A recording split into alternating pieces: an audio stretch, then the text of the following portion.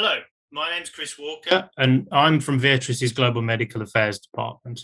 We're here today to have a conversation with two esteemed Italian professors on the topic of osteoarthritis and various aspects of how to treat this important disabling disease. Firstly, we're here today to discuss safety issues in older people with osteoarthritis, the geriatrician's perspective. Customers we're here to work on this topic with today. So, Professor Maggi and Professor Veronese, can you provide some introduction by explaining what areas of healthcare and medicine you work in, please? Yes, hi. My name is Stefania Maggi, and I'm research director at the aging branch of the Neuroscience Institute of the National Research Council of Italy, and I'm based in Padua. Good morning, everyone. This is Nicola Veronese. I am a senior researcher at the University of Palermo, of course, Sicily, Italy. Thank you, professors. Without further ado, I'd like to start the first interview, which actually focuses on safety issues in older people with knee osteoarthritis. We have 5 questions, and the first one is in relation to a treatment that's often used first for osteoarthritis patients. So is paracetamol really safe for older people with osteoarthritis, and osteoarthritis of the knee specifically? Well, I would like to start. Even if paracetamol is widely used for treating knee osteoarthritis symptomatology, recent concerns over its safety profile raise questions in routine chronic use due to the increasing evidence of gastrointestinal, cardiovascular, hepatic, and renal adverse events.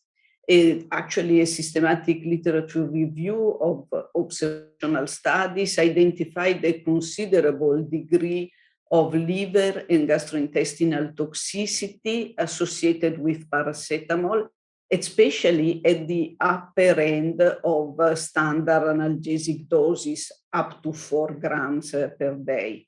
Therefore, I believe that it should be used very cautiously in older people that are often affected by comorbidities and also take several other medications. No, thank you, Stefania, for this comment. I fully agree, of course. I'd like also to remark that paracetamol is probably not safe as we think, even if it is the medication that we use from newborns to centenarians, as everybody knows. Other than the side effects already mentioned by Stefania, I'd like to remember that in large population-based studies, paracetamol, in particular if used at high dosages and for a long time, is associated with a significant higher risk of all-cause mortality, and in particular regarding cardiovascular reasons. Having said that, I believe that let's use, but with moderation in older people. Thank you both. Moving on to a medicine type that's commonly used next, oral NSAIDs. Is it appropriate to use oral NSAIDs in older people? No, thank you for the question. When using this kind of medication in older people, we must remember several possible problems. First, it is mandatory to evaluate gastrointestinal, cardiovascular, renal, and hepatic profile before starting the treatment with oral NSAIDs. Moreover, it is important to remember that this kind of population can have a higher level, a higher incidence of these side effects, in particular cardiovascular, renal, and hepatic problems, when compared to younger people.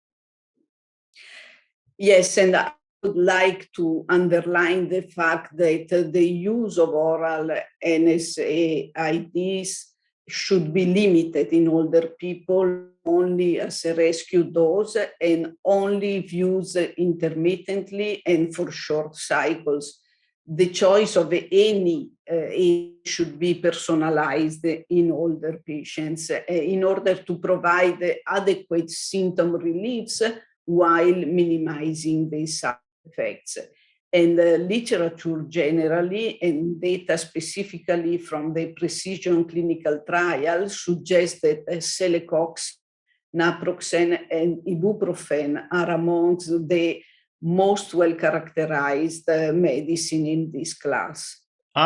We now want to talk about acetoa. So we understand glucosamine sulfate is useful in the treatment of osteoarthritis. Is it safe, or is it something that we should have equal safety concerns to NSAIDs and paracetamol? Well, regarding the safety of glucosamine sulfate, I believe that we have a strong literature support, and we have the randomized clinical trials, therefore the gold standard, meta-analysis, and finally guidelines suggesting that for prescription crystalline glucosamine sulfate, no significant higher risk of side effects is present compared to placebo.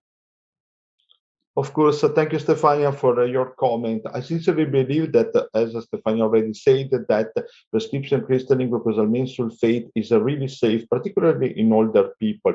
So previously, I'd like to remember that somebody raised the problem that being amino sugar, this medication can increase, for example, the risk of diabetes, particularly in people high risk for this condition, for example, obese people, or causing hyperglycemia in people already affected by diabetes. However, recent literature has clearly reported it is not true at all.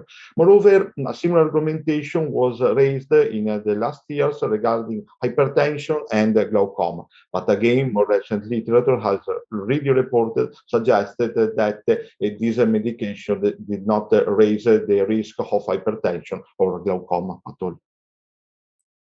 Thank you for Professor Veronese. That's a commonly asked question that we get in relation to glucosamine. Just because the name of glucose is in the word of the drug doesn't actually mean it affects glucose metabolism specifically. Can we use intra-articular injections of hyaluronic acid or corticosteroids in older people without significant challenges? Okay, I believe that is one of the most frequent questions that we have in our daily clinical practice, at least of mine, but I believe of many of you. The use of intra-articular injection is widely used for treating knee osteoarthritis symptoms.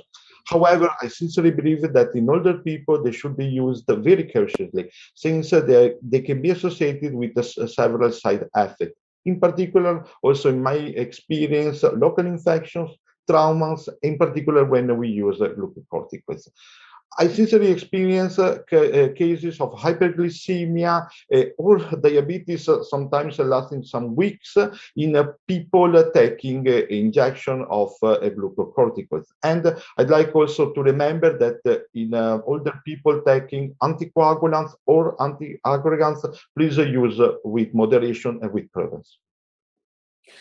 Well, I completely agree with Nicola. I think that although we definitely don't have any reasons for concern about the safety of intra-articular hyaluronic acid, data regarding the long-term use of both hyaluronic acid and glucocorticoids in older people are not available, and this might represent another concern and challenge, actually.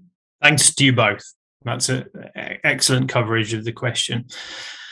A final question in this section relates to weak opioids. They're often a last resort. Are there problems associated with the use of weak opioids in older people affected by knee osteoarthritis?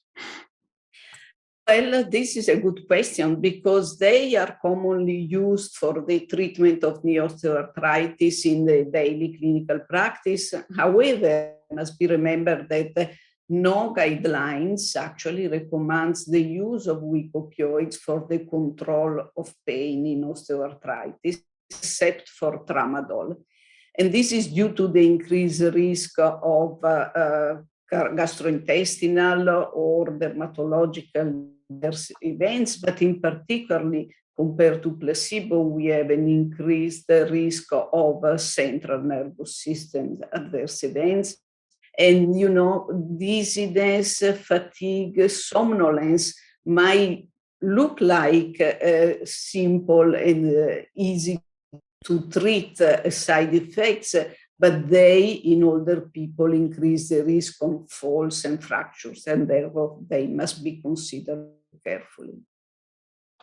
So I fully agree regarding what Stefania said. It is sometimes we must use this kind of medication, but please be aware that it can be associated with a lot of side effects. This is important for the geriatrics, I believe. I'd like only to add some words regarding tramadol. First, it is known that a sustained release formulation of tramadol may be preferred in older people to reduce the rate of adverse event compared to the other formulation available. Moreover, some recent research has reported that tramadol could be associated with a significant higher risk of mortality when compared to common oral NSAIDs. However, I'd like to remember that these studies, or this study in particular, was made in younger people, and not all people were affected by knee osteoarthritis. Therefore, we don't have any direct evidence regarding the association between tramadol and mortality in older people. Thank you to you both for those comprehensive answers on the safety of various treatments that are useful in the treatment of osteoarthritis. To summarize, it's important to consider benefits and risks in relation to the use of any of these medicines.